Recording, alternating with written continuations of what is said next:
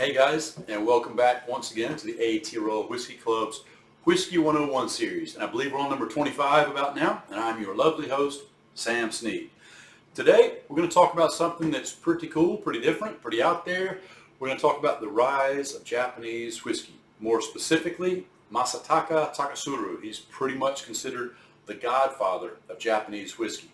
So in about 1918, he goes over to Scotland, and he was about 24, 25 years old, so a young man goes over to Scotland in 1918. He already has a chemistry background. He's a very, very smart, super intelligent guy, and with that chemistry background, it's going to help him a lot with his understanding of how to make whiskey and the whole process, the whole bit. That chemistry background will help him a lot. Any master distiller, any brewer will tell you a chemistry background is kind of crucial in the industry. So anyway, Masataka goes over in about 1918, and he works in various different distilleries, and he does it all from working the malting floors to scrubbing the floors, distillation process, temperatures, cuts, the stills, the whole 9 yards. He does as much as he possibly can in about 3 or 4 different distilleries whilst he's over there. He returns back to Japan in the early 20s along with his lovely Scottish bride Rita as well. She too is an amazingly, incredibly smart woman, and she actually helps him further down the track with all his marketing and how things are put together.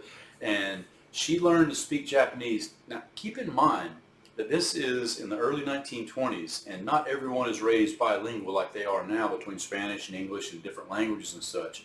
Back then it was kind of unheard of, and speaking Japanese is exceptionally hard. So within a year or two, as you read, as I understand it, she was speaking fluent Japanese in a very short amount of time. So incredibly smart woman like Masataka himself. So anyway, so he returns in early 20s and helps co-found the original distillery in Japan, which is Yamasaki, or actually Suntory's the parent company, Yamasaki being one of his distilleries, the first distillery, and then came Hakushu, Achita, and a few others. But Yamasaki was the first distillery. So in 1923, they started distilling at Yamasaki.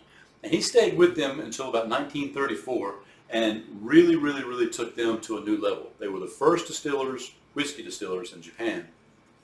And he brought them along, but he kind of had his own vision and wanted to do his own thing.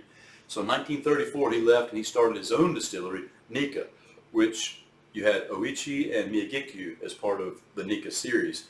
And he sadly passed away in 1979, but before he passed, he had done a lot for the industry. He took Japanese whiskey to an entirely new level and put them on the map.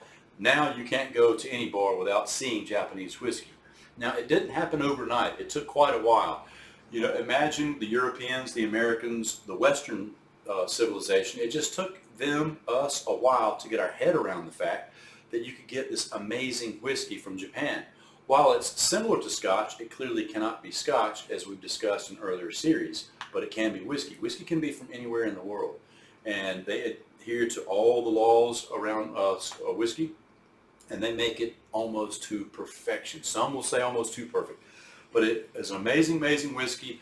Typically, their whiskeys are matured in American-style barrels, as in more of your bourbon style. They do have their own oak, the Mizunara oak, but Mizunara oak is incredibly expensive. Thousands and thousands of dollars, $6,000 or $7,000 US for a single barrel of Mizunara oak.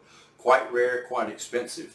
One of the main reasons being is the Mizunara oak doesn't necessarily grow so straight, a lot of branches and leaves, and it's crooked, and it's very hard to get the staves out of, perfect staves out of the Mizunara oak tree compared to your Quercus alba, your American oak, that grows a heck of a lot faster, 30 or 40 years, a heck of a lot straighter, not as many branches and impurities in the wood.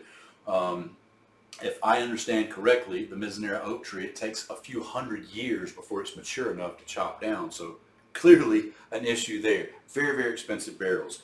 So they try to use their own barrels a bit, but for the most part, get their barrels from the rest of the world, from America, from the Spanish sherry barrels, like everybody else. But anyway, Masataka Takasuru, the godfather of the whiskey movement in Japan, brought along the Yamasaki distillery.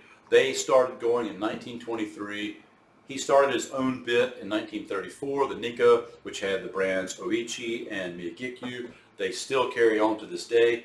and they are quite famous, have won many accolades and awards. So if you've not tried it yet, get out there, give the Japanese whiskey a crack, see what Masataka Takasuru is all about and what he did for the whiskey world, and enjoy. And until next time, I am Sam Sneed.